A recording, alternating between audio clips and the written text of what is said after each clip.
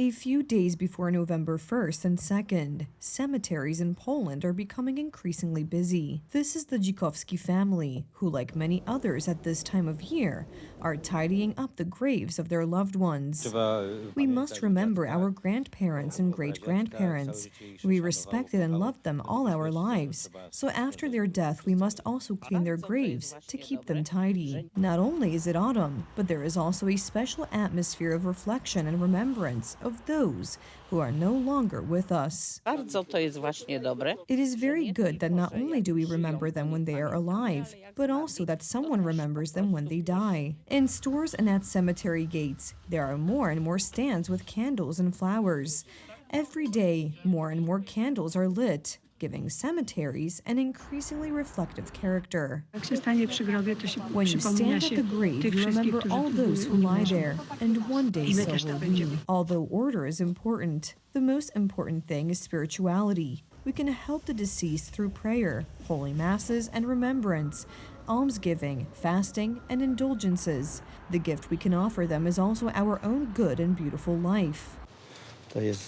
This is a chance for those who have passed away to undergo purification from any sins if we help them through prayer. Meanwhile, the authorities are appealing for caution, patience, and the use of public transport on the way to cemeteries. Changes to traffic arrangements will be introduced in many Polish cities. If possible, let's walk, ride a bike, or use public transportation. It will be much safer than driving a car. All this is to ensure that we can experience the coming days in peace and concentration, without unnecessary stress. After all, that is what it is all about. All Saints' Day and All Souls' Day are a time when we think about the lives of our loved ones, but also about making the most of the time we have left. To pause, to reflect on the meaning of our lives, why we live, what is the meaning of what we do, where we are running, whether we are missing out on life. As long as we live, we can change a lot, change for the better. During the octave of All Saints' Day from November 1st to 8th, we can obtain a plenary indulgence for the deceased, that is, the remission of all sins. Thanks to us, the souls suffering in purgatory can attain salvation. Although they died reconciled with God, they have not yet reached heaven, because they did not have time to atone for their sins. That is why they are waiting for our help. And each form of this support is a unique gesture of love towards those who have passed away. We can build such a spiritual bridge between earth and heaven, not only on November 1st or 2nd, but every day. A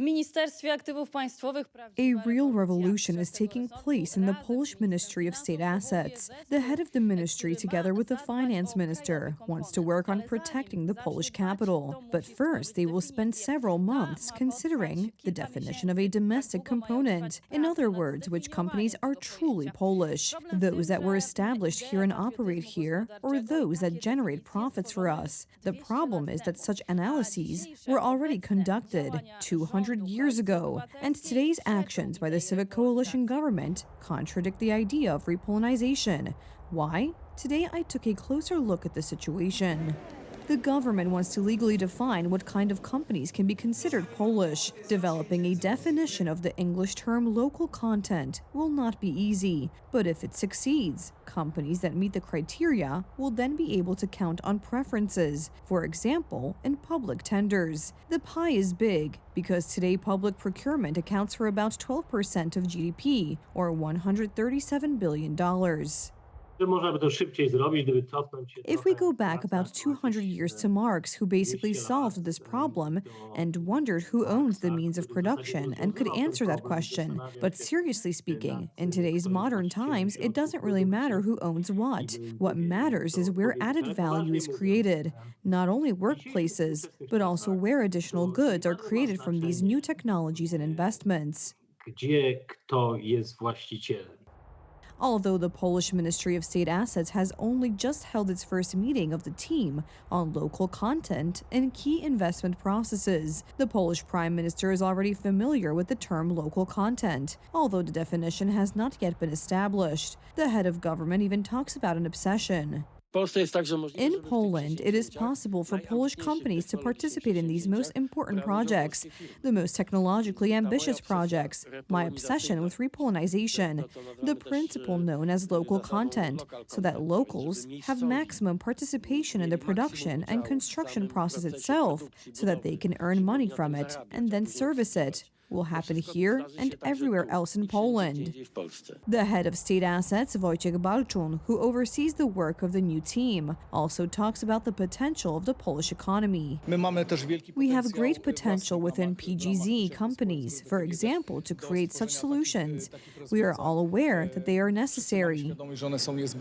Lots of words, but little action, say the experts. After all, there is no shortage of companies in Poland that are conquering the world and could also build our economy at home. Mamy bardzo dużo młodych. We have a lot of young startups and technology companies that are starting up in Poland. They are created at Polish technical universities and colleges, and they create products that they then try to offer to the Polish administration, Polish hospitals, and the Polish military, which is currently developing.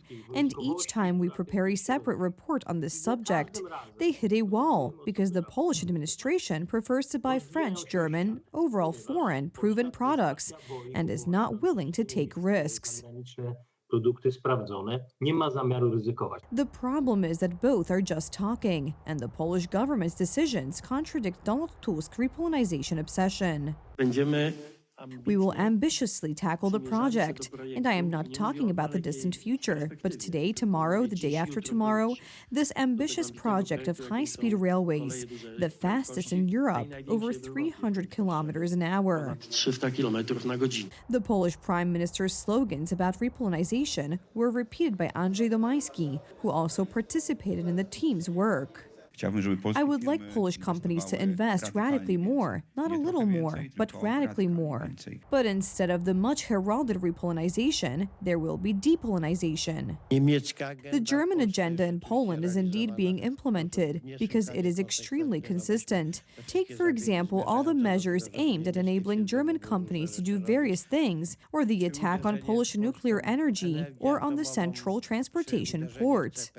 It's easy to say that trains should not run at 250 kilometers an hour, but at 350 kilometers an hour. But this means using completely different technology, giving Polish companies no chance. Instead of focusing on the development of Polish companies, opportunities are given to those with foreign capital. It is precisely this speed of 250 kilometers an hour that is the boundary between conventional systems and high-speed rail systems, and these systems differ in terms of the technical standards that trains and Polish manufacturers must meet, who, as they confirm today, are able to independently manufacture rolling stock for speeds of up to 250 kilometers per hour. But the Polish government has eliminated Polish entrepreneurs from the tender. It is probably still waiting for the definition of a domestic component.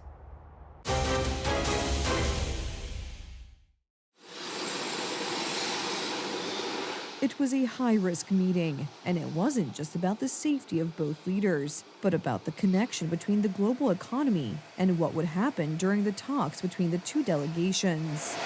The President of the People's Republic of China. For several weeks, China had been threatening the world with the introduction of licensed use of its technology involving rare earth minerals mined by Beijing. The ban on the use of Chinese-made components was to apply to all companies cooperating with Western defense sectors in any way. We have a deal. Now, every year we'll renegotiate the deal, but I think the deal will go on for a long time, long beyond the year. We'll negotiate at the end of the year, but all of the rare earth has been settled, and that's for the world. I mean, worldwide. For global markets, mainly Western ones, this was a key issue. The Americans had to make concessions. The U.S. needs Chinese elements, at least until it can get its own mining industry up and running. Consultations between China and the United States in Kuala Lumpur have yielded positive results in areas such as fentanyl tariffs and law enforcement cooperation, agricultural trade, and export controls. This is strong evidence of the strategic leadership of the leaders of both countries. The second key outcome of this meeting is the reduction of tariffs on Chinese products by the United States. At the same time, Beijing is to order large shipments of soybeans from America, which had been One of suspended the due to the tariff war. big parts of this agreement, and I'm going to break the news here on your story, is the massive amount of agriculture purchases that the Chinese are going to be doing in this agreement. So the Chinese have agreed to buy 12 million metric tons of soybeans during this season, right now, between now. In addition, China has committed to tightening controls on the production of precursors used to manufacture fentanyl, which is flooding the United States. Given their different national circumstances, China and the United States do not always see eye to eye, and it is normal for the world's two leading economies to experience friction from time to time. You and I are at the helm of China-U.S. relations. In the face of winds, waves, and challenges, we should stay on course, navigate the complex landscape, and ensure the steady progress of this giant ship of our relations. Does this mean that lasting peace has prevailed between Washington and Beijing? Not at all. What did not appear on the agenda and is not included in the relations between the two sides are two issues that are pressing for world peace. One is Taiwan and its quest for independence, which is completely off the table for discussion with Beijing. The second is Russia. And here, although no one officially mentioned pressure on Putin, a declaration was made to jointly address the issue of the war in Ukraine. Ukraine came up very strongly. We talked about it for a long time, and we're both going to work together to see if we can get something done. We agreed the sides are, locked in and fighting, and sometimes you have to let them fight, I guess. Crazy. But he's going to help us, and we're going to work together on Ukraine.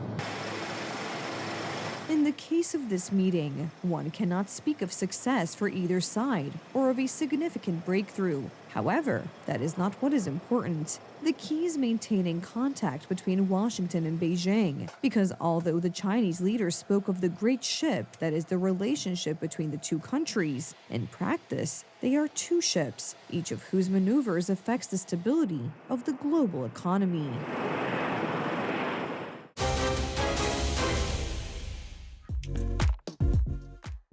Harry Styles' wax figure took 9 months to make. It was created by a team of 20 experienced artists who sculpted, painted, and hand-modeled every strand of hair. The result? Stunning. The wax figure perfectly captures the likeness of this incredibly charismatic singer. Like two peas in a pod, the wax figure in the museum depicts Harry Styles at the 2023 Brit Awards. A red sequined jacket, high-waisted pants, and black ankle boots.